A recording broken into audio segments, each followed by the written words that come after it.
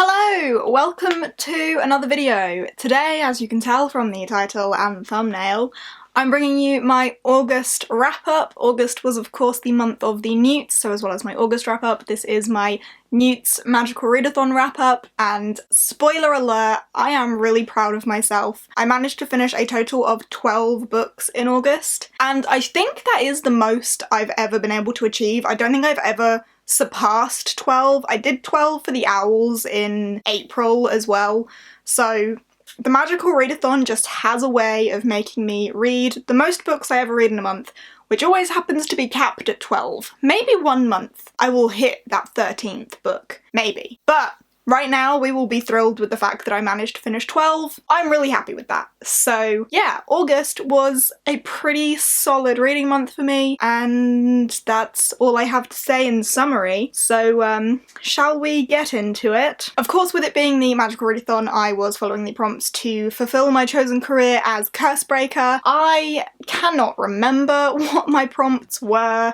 so I'm gonna refer back to my Twitter thread, because throughout the month I was doing a thread on my Twitter of what I read and what it fulfilled, so that's gonna be a really easy way for me to go back through this and tell you what I read in what order as well. The first book that I read was for my A in Ancient Runes, which was a read recommended by a friend. For this I read Malamander by Thomas Taylor. I still have not taken the sticker off the cover. Oops. This gorgeous book was gifted to me by Gavin. Everyone loves Gavin. Gavin is linked below because Gavin has such an influence on my reading tastes, it appears.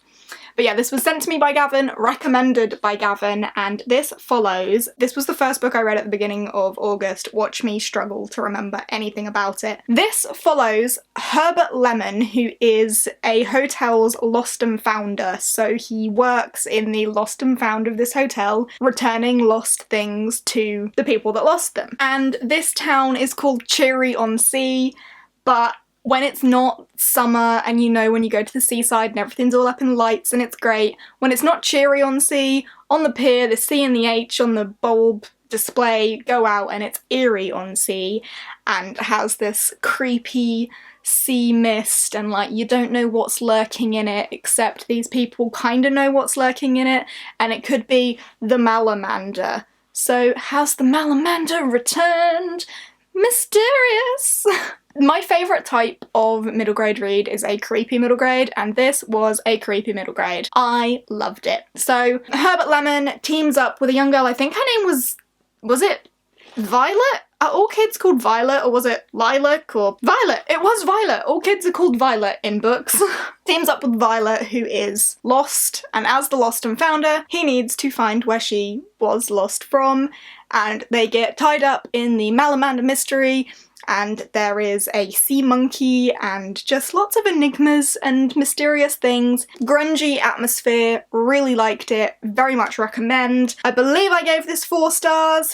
I did give this 4 stars. It was a very high 4 stars. I did enjoy it a lot, and I'm surprised I remembered as much as I've just told you except Violet's name without even looking. I then moved on to my A in Arithmancy, which was a book that ends on an even page number, and for that I read Lumberjanes Volume 11. I can't remember what I thought of this. The thing with Lumberjanes, because there's so many volumes of it, it kind of gets lost, like, and distinguishing between what happens in each volume is difficult, but I think that's the case with any really long series. Like, this is the 11th one. You try and ask me the difference between volume 3 and volume 4, I couldn't tell you right now without, like, going back and looking. But from the cover, I'm remembering a little bit about what this is about. Of course, as always, it follows the same group of kick-ass lady types who go to the Lumberjanes camp, and in this camp, all of these strange, mysterious things are happening. There are mythical creatures that just roam this forest, like yetis and dinosaurs, and there is a bear woman,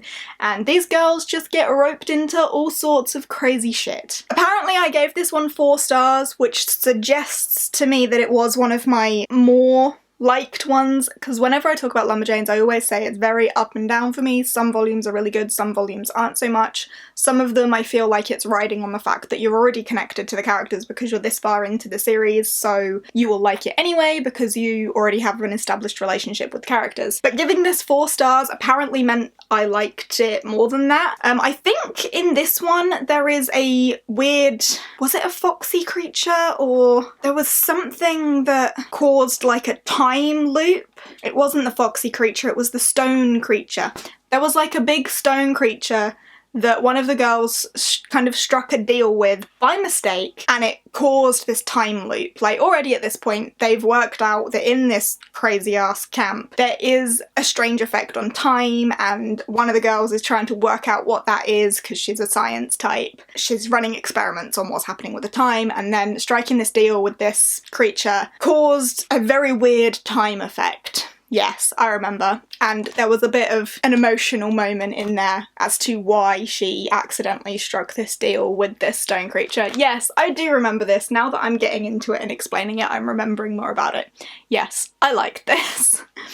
I like most of Lumberjanes though. I always have a fun time. It's a very non-committal, fun series, and if you want one of those, it's a good one. So yeah, 4 stars to Lumberjanes volume 11. Next up I went for my A in Charms, which is a gorgeous cover, and for that I read Sorcery of Thorns by Margaret Rogerson. I don't want to go too much into my thoughts on this one because the live stream for this is happening the weekend of the 11th of September. I want to say, not 11th of September, that's a Wednesday. It's not this weekend, but next. So 14th of September is the weekend that that's happening. So this should have gone up before then. Check out the live stream when it happens. It will be over on G's channel. It is the Read, Rate, Review live stream, obviously. It's all good fun.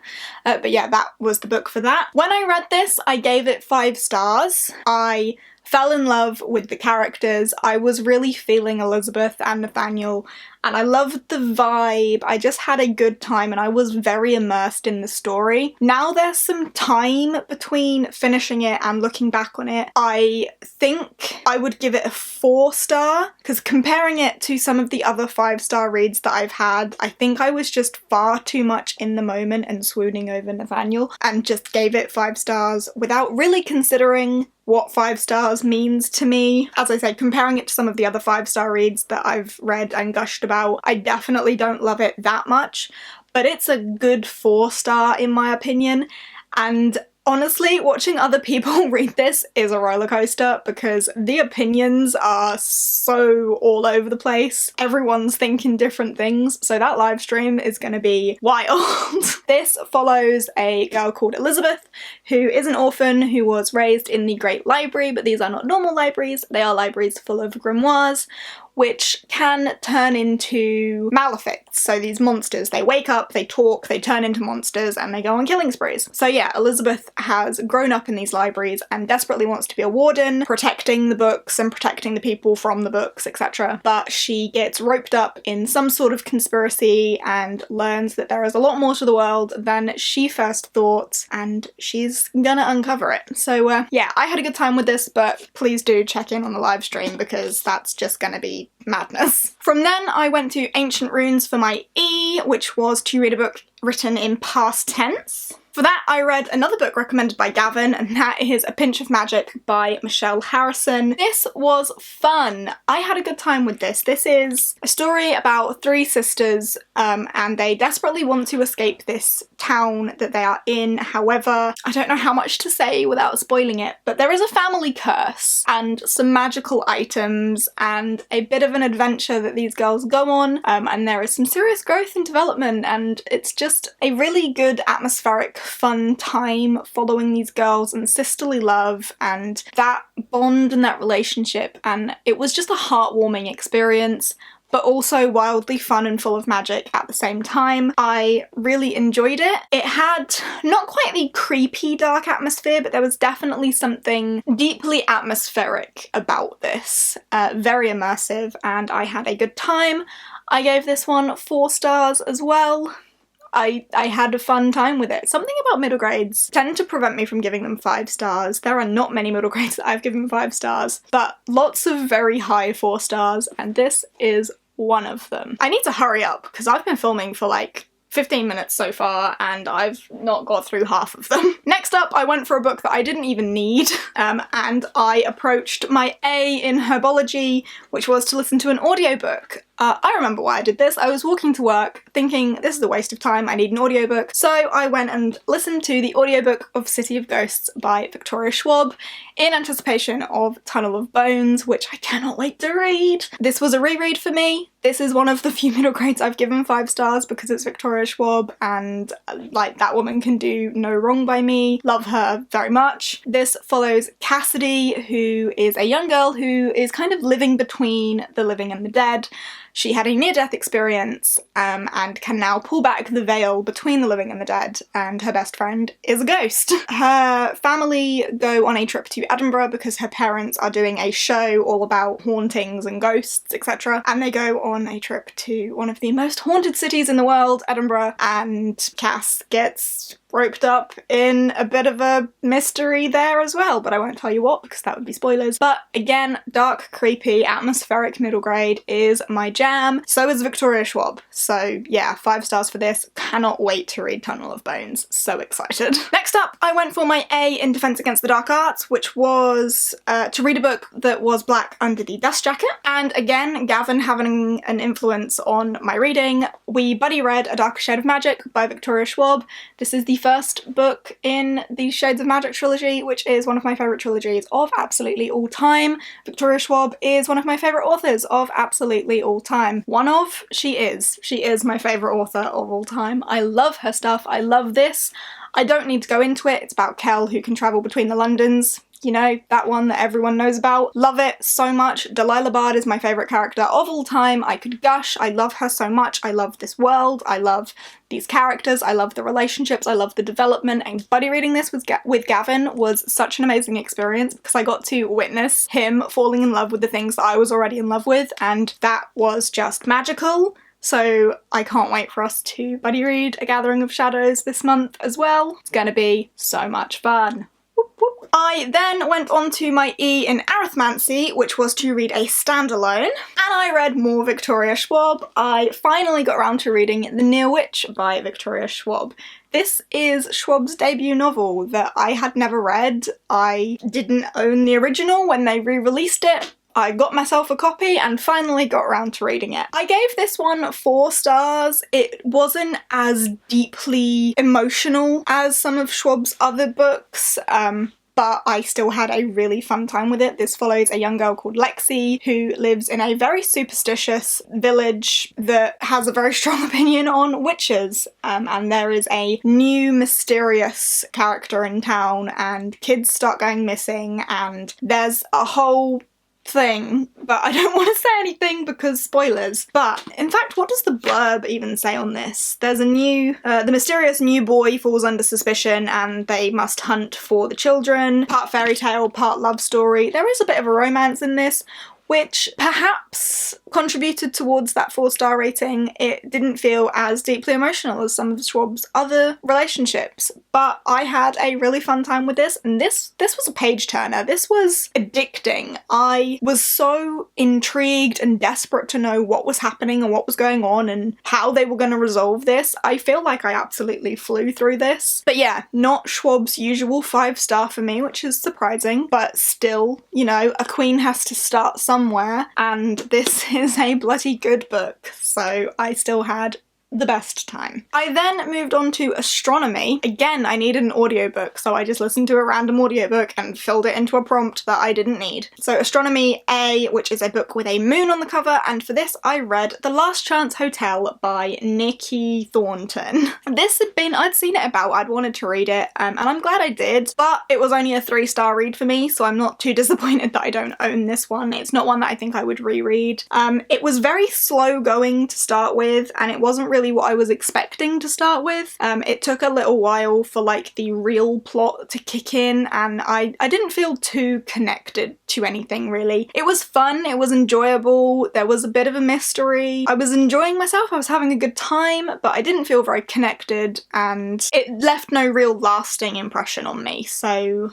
yeah, 3 stars for that. Just to tell you a little bit about what this is about, I can't remember the main character's name, but our main character is like a pot washer in this hotel, and a group of mysterious people come for a very private meeting, and he ends up making a dessert for them, and it's all a bit of a mystery about what they're there for, why they're there, and what happens next, but I can't tell you that because spoilers. I then went on to my O in arithmancy, and the prompt for that is to read a book longer than 350 pages, and for that I read Cogheart by Peter Bunzel. I had a really fun time with this as well. This follows a young girl called Lily, and her father had a airship, and in the beginning of this the airship is attacked / crashes, and you don't really know what's happened to the dad. He's just gone after that. Like, dad is gone, Lily's life is turned upside down, and in this world there are these mechanical animals, mechanimals. Her father's last wish is for this mechanimal to go to Lily and give her his last message. Following on from this, there are a lot of creepy things going on. Things in Lily's life get turned upside down, as they would when your dad's disappeared. There are odd characters turning up in Lily's life, and things are not what they seem. The housekeeper is now her guardian, but she's not very nice, and Lily is on a bit of a mission to get away and save herself and potentially find her father, and she does so with the help of the mechanical fox, the mechanimal fox that follows her around, and she befriends a boy called Robert, and between them they go on a wild adventure full of mechanical things and airships and dodgy looking characters. But yeah, I had a really fun time with this. It was surprisingly difficult to explain what that was about. This was actually also gifted to me by Priscilla. I have the little note in there. I started reading it on Scribd, and because I was into it so much I threw it on my wish list and she sent it my way, so thank you Priscilla for that. But yeah, I'm really happy to have it. I gave this 4 stars in the end. I had a really fun time. I was really into Lily and Robert's friendship and just how they worked together to overcome everything, as kids always do. It's always overcoming the evil adults. And I just felt like this was a real fun adventure story. I think we're getting there, like we're nearly there. The next book I read I don't have, and I didn't actually fit to any prompt. It was just a random book that I decided to read, and that is The Bad Beginning by Lemony Snicket, the first book in the Series of Unfortunate Events series. I read up to book 4 as a kid, and never got any further than that, and thought maybe I should give them a go, see if I can ever get to the end of the series, and after reading simply the first one I will let you know that that's probably never gonna happen. It's a very short book, it's like 200 pages or something, I don't know because I don't have it, but it follows the Baudelaire orphans, who are orphans, and their new guardian is Count Olaf, who is just vile and evil and only wants their fortune out of them. But honestly, I found the book very boring. It was a quick read, very easy to fly through, the writing is very simple, but the plot is also very simple, and I felt like there wasn't really any relationship building or character development or anything to really keep me going with this. I was just reading it because it was there, and it was quick and meh. So if you need a quick way to like bump up your Goodreads goal or whatever, then potentially, but I didn't have the most enjoyable time reading it, and don't think I will continue with the series, so there's that. I think I gave it 3 stars.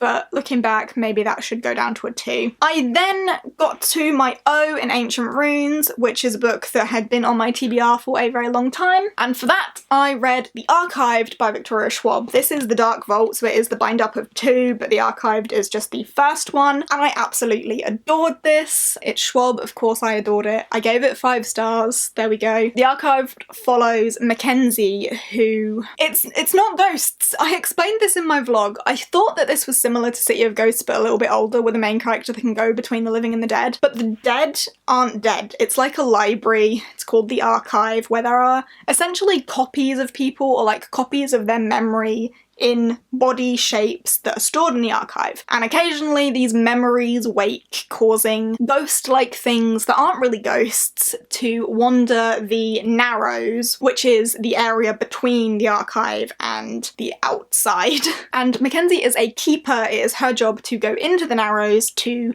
send these histories, as they're called, back to the archive, back to sleep. That's a very broad overview. Obviously a lot happens. Mackenzie also is going through a lot of family issues as her brother recently died and her parents are going through a bit of a crisis. Her mum is desperately pretending everything's okay whilst her dad is falling apart. So she's navigating her family life as well as a bit of a conspiracy going on within the archive as well, but she has to keep her two lives very separate. I was addicted to this as well. This was such a page turner. I was so in the story. I loved the characters, and I feel like we did get that character development and those relationships that we love Schwab for in this. So yeah, I had the best time again, and I cannot wait to read The Unbound, which I'm probably gonna read this month. Might have already started it.